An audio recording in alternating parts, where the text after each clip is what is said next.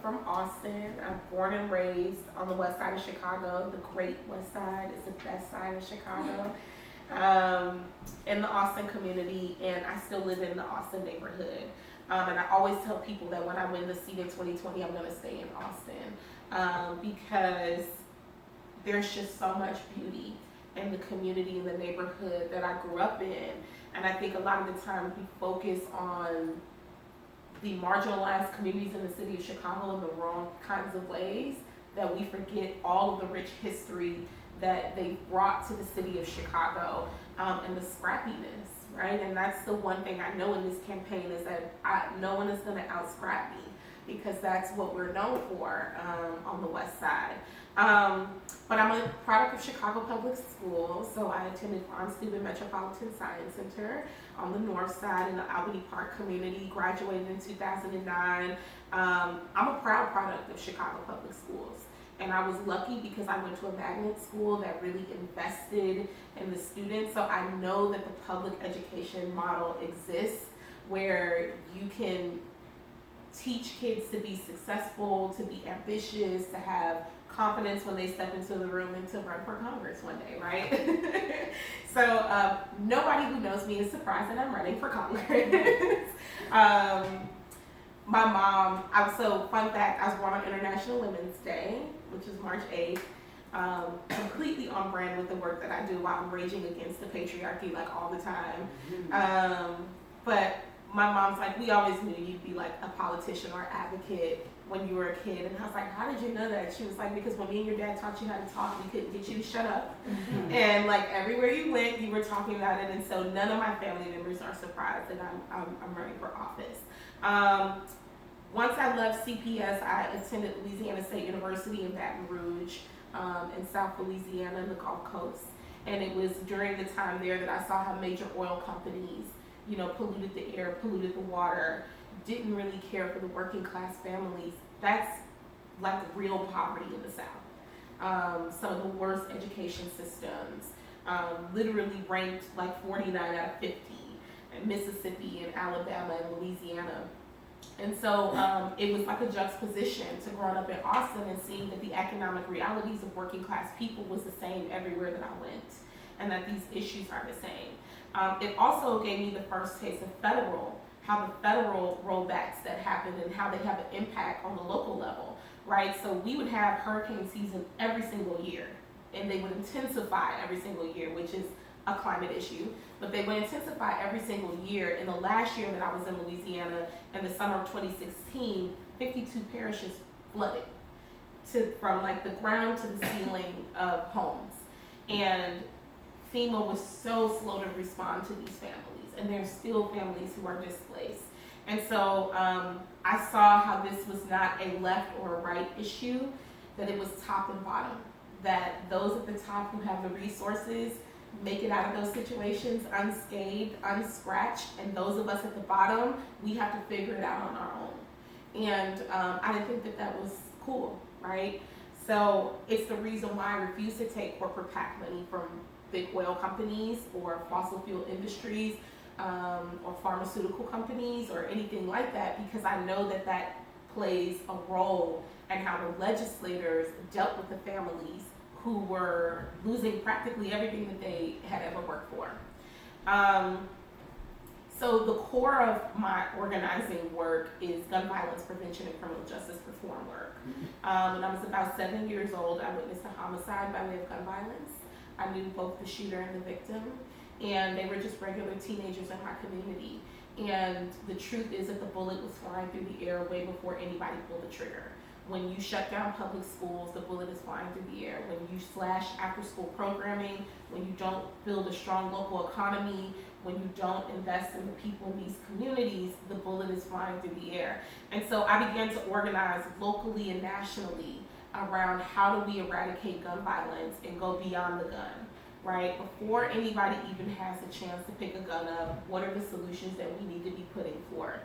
And that led me to Generation Progress, which was a progressive think tank in Washington, D.C., started by Center for American Progress, where we convene millennials from all across the country to work on gun violence prevention. And these were peers from Baltimore and Oklahoma and Louisiana and Chicago and New York and LA and all over, and we were coming up with these ideas and got a lot of great legislation and work pushed forth and passed. And then I came back to Chicago one Thanksgiving break, and the Laquan McDonald video was released to the public. And sometimes I wish that I never saw the video, but I know that if I wouldn't have watched the video, I wouldn't be running for Congress right now. We've always known that has been the relationship between the police and Black and brown communities in Chicago. But when you see it up close and personal like that, it kind of shakes you to your core. And so I found myself back in Chicago, organizing with the youth activists in this city, linking arms. And I thought it was completely crazy when they were like, yeah, we're not gonna burn the city to the ground. We're gonna go to the Magnificent Mile and shut down Black Friday. I was like, burning the city to the ground might be more safe than a bunch of Black youth trying to shut down the untouchable, which was the Magnificent Mile, the financial district, downtown. This is not where we're supposed to be at, right? We had no clue, but we shifted the entire political landscape in the city of Chicago just by that action and those continued actions. And so I was really proud of the work. That's how we get a Lori Lightfoot. That's how we got a Kim Foxx. That's how we got 10 new city councilmen. That's how we get all these people running for office. That's how we get 4 police officers fired, right? That's how we get an officer indicted for murder and convicted and sentenced, right? We had done what no other major city in the Black Lives Matter era has done, and that is to shift the political landscape and push the conversation about things like consent decrees, etc. So we do all this amazing work in Chicago, and hey, and I go back down south for my last year in Louisiana, and then Alton Sterling gets shot, execution style, by a police officer in Baton Rouge. And I find myself in the same exact situation. 24 hours after that, Philando Castile is murdered on Facebook Live. It was like the bloodiest summer that I think I had ever seen as far as police community interaction. And the South was different because Baton Rouge didn't know how to handle a police-related shooting. So by the end of that, we saw 3 police officers assassinated in Baton Rouge, along with Alton Sterling and what his family went through, and then the healing process had to start. And I helped briefly volunteer on Sharon Weston Broom's campaign for mayor in Baton Rouge. She became the first African-American woman elected as mayor in Baton Rouge. It was a truly historical moment, but it was also a wake-up call for a lot of us in the Black Lives Matter movement that progress happens at the intersection of activism and legislation, and that in order for us to have true power and change what was happening on the federal level around these murders, that we would have to run for office, and we would have to galvanize the community, and we would have to be writing policy. So I came back to Chicago. I started Chicago Neighborhood Alliance, which is a community organization focused on the reduction of gun violence, particularly on the west side of Chicago and south side. And we do that through civic engagement. And so then we started a citywide campaign called Brand New Council, and we pushed this slate forward of new